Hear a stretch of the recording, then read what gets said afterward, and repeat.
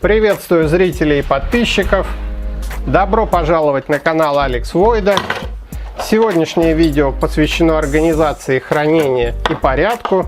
И начну я со своего шкафа. Есть у меня шкаф. В нем есть вот такой встроенный комод. А в комоде, в верхнем ящике, я храню свои вещи.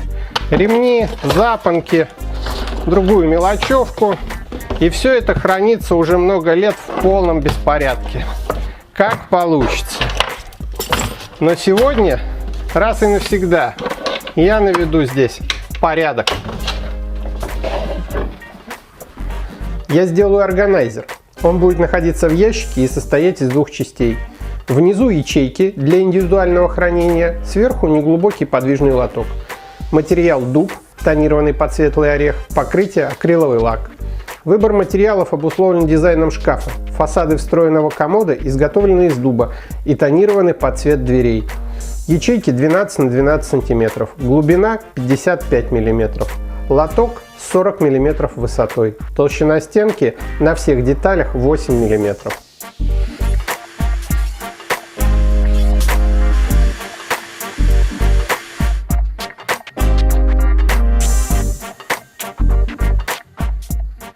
Донышко лотка я склеил из 3 дубовых делянок. Толщина дна 5 мм.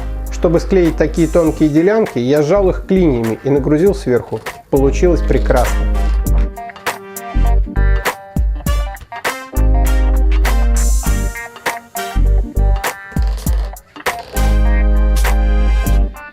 Чтобы обеспечить точность, я нарезаю шипы сразу на обеих длинных стенках, склеив их между собой двухсторонним скотчем.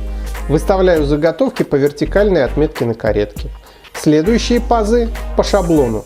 Упираю заготовку в небольшой выступ на основании каретки. Этот выступ точно соответствует ширине паза 8 мм и отстает от фрезы также на 8 мм. Чтобы пазы на коротких стенках лотка соответствовали шипам на длинных сторонах, я выставляю короткие стенки в упор к длинной, которая в свою очередь фиксируется выступом. Убираю длинную стенку и нарезаю все пазы на короткой, как и в первом случае. Теперь пазы на коротких стенках соответствуют шипам на длинных и наоборот. Точно и несложно.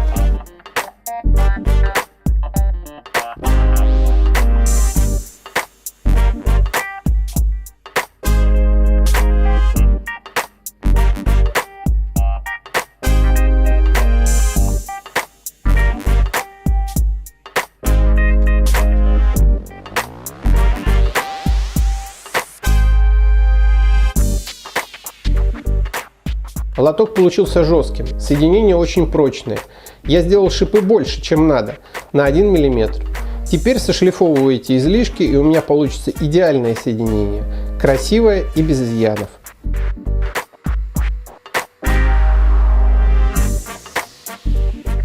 Теперь дно. Выбираю фрезой четверть в нижней части стенки лотка. На фрезер установлена копировальная втулка диаметром 16 мм. Фреза 8 мм. Упираюсь копировальной втулкой в плиту, по которой идет фрезер, и получаю четверть точно в половину толщины стенки. Обрезаю донышко в размер.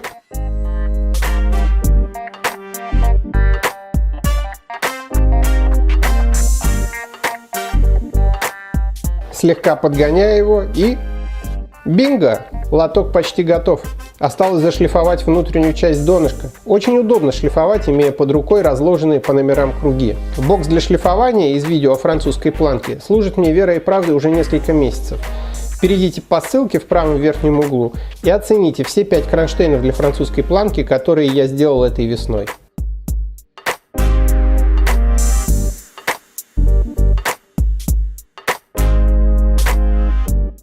На каретке я сделал 2 вертикальные отметки, соответствующие границам выборки фрезы.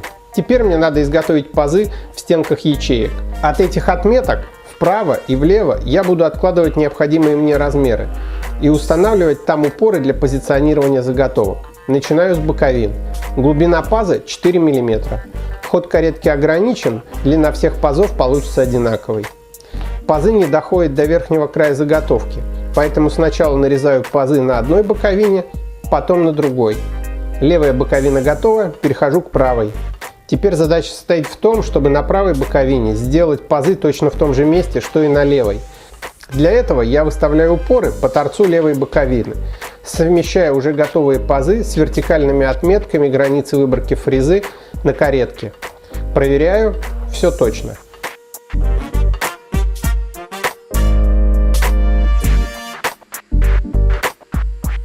Дальше я нарезаю такие же пазы и на оставшихся деталях.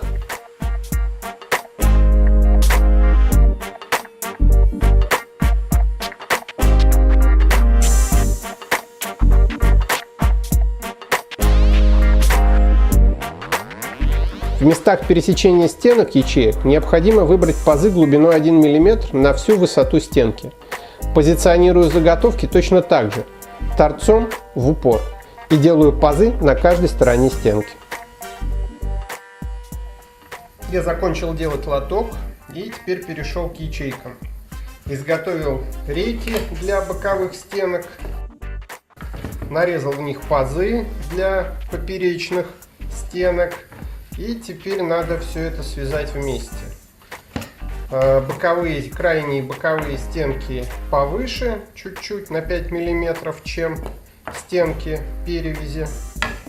Но сделано специально, чтобы лоток двигался, не зацепляясь. Ничто не мешало двигаться лотку. Поперечные рейки будут вставляться полностью в паз.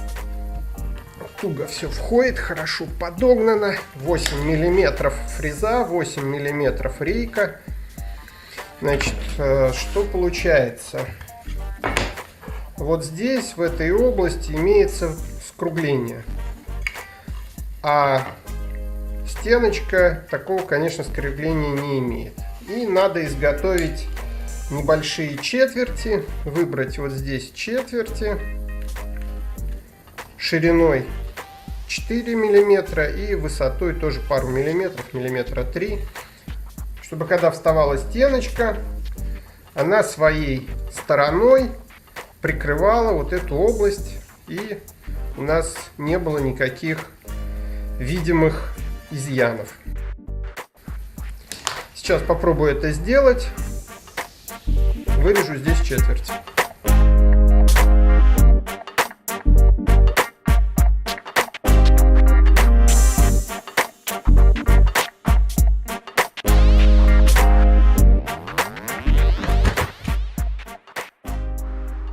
Такой вот получился шип. И теперь вставляем его в паз.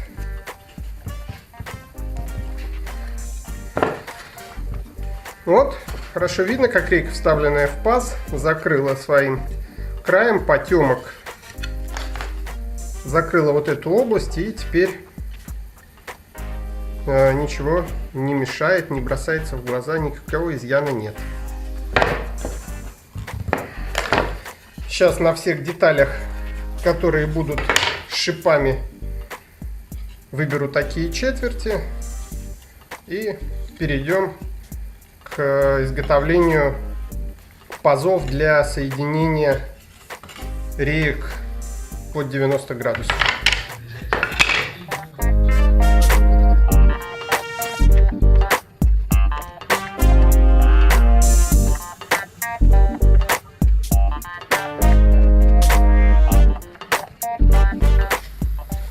Закончил я вырезать четверти. Получились такие вот уступы. Получились такие шипы.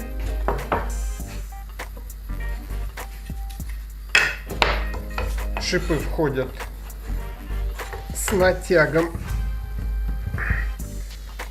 в свои пазы.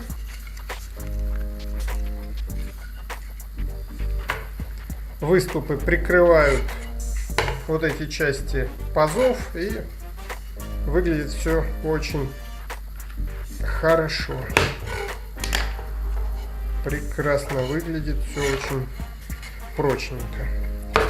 Теперь переходим к изготовлению перекрестий.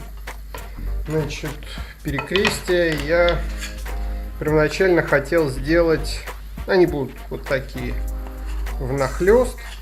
Первоначально хотел сделать 8-миллиметровые. Но если их сделать 8-миллиметровыми, то, в общем, есть небольшой люфт. И при неудачном стечении обстоятельств вот здесь вот видно пересечение. Ну и клей тут будет, в общем, виден, скорее всего. В общем, не понравилась мне эта идея. Решил я сделать пересечение не 8-миллиметровыми, а 6-миллиметровыми. И, соответственно, для того, чтобы 8-миллиметровые рейки входили друг в друга при 6-миллиметровых пазах, значит, на части реек я выбрал пазы такие по 1 миллиметру глубиной. И вот эта часть у меня получилась 6 миллиметров. На тех частях, которые будут переходить, я, соответственно, вот здесь сейчас вырежу такой сквозной 6-миллиметровый паз. Вырезать буду 6-миллиметровой фрезой насквозь. Изготовил вот такой кондуктор. Соответственно, деталь будет устанавливаться вот так. Сделал отметки, чтобы позиционировать. Нарежу сейчас пазы. Сначала здесь, потом здесь и соединю.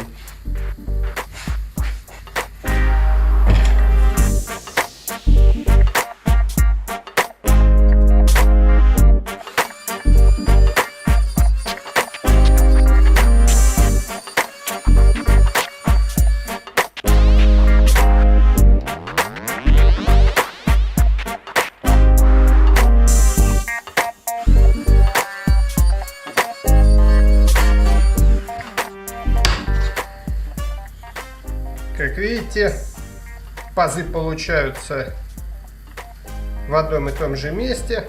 Все в порядке.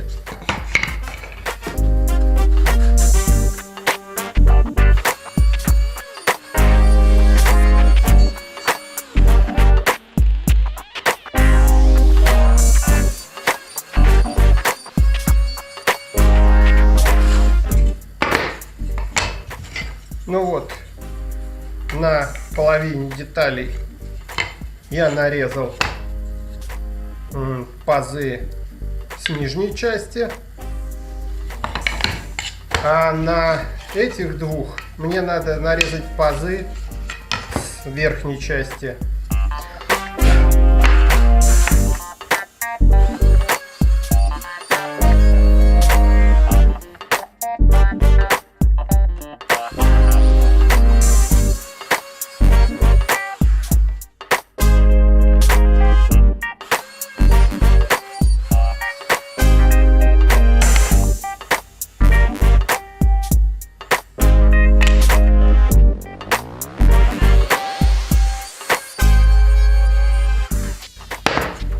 Закончил изготавливать эти пазы. Как видите, они полностью совпали. Везде находятся посерединке этого широкого паза. Примерно по миллиметру с этой и с этой стороны. И с обратной стороны все тоже очень аккуратно. Ну что, остался последний этап. Надо вот здесь нарезать пазы с каждой стороны шириной 6 мм и глубиной 1 мм. Так и сделаем. Я установил кондуктор, сделал здесь небольшую прорезь, тоже 6 мм, и такой вот кусочком фанеры, пластиночкой буду позиционировать.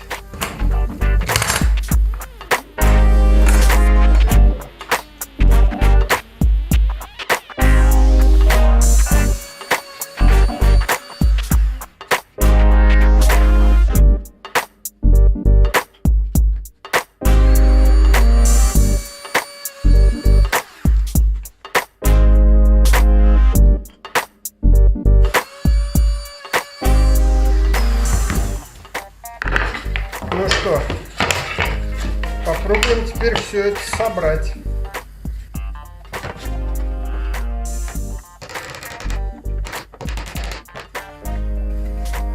Вот какое у меня получилось соединение. Твердое, никуда не шевелится.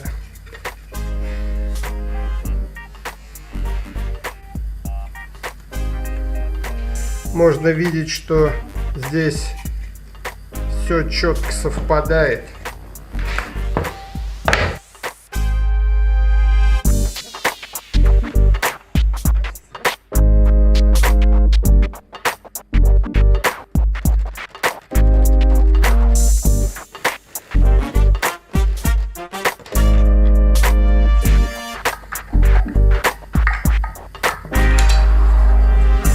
Можно даже без клея собрать его.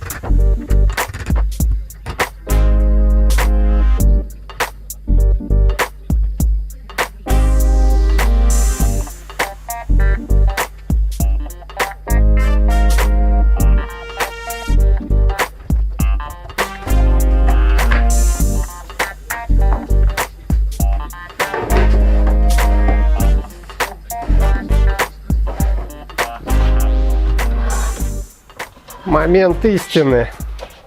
Посмотрим, как все подошло.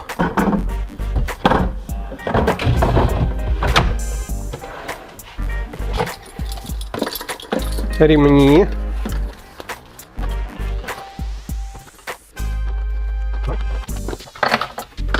Всякая ерунда.